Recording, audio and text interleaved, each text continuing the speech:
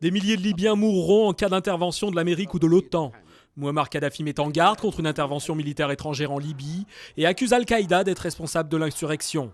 Les forces libyennes ont mené aujourd'hui une contre-offensive dans l'est du pays, contrôlée par les insurgés, alors que 2 navires de guerre américains sont entrés en Méditerranée.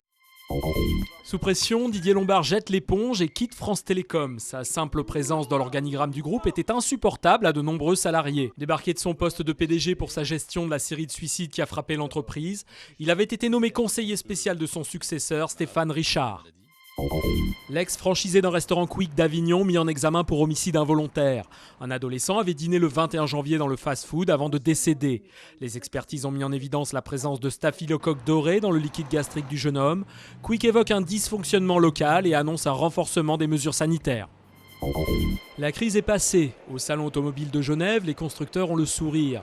Certains que la croissance du secteur va continuer à être tirée par les pays émergents. Et si les voitures vertes sont toujours présentes, les véritables vedettes du salon suisse sont les supercars, des véhicules puissants, sportifs et très coûteux.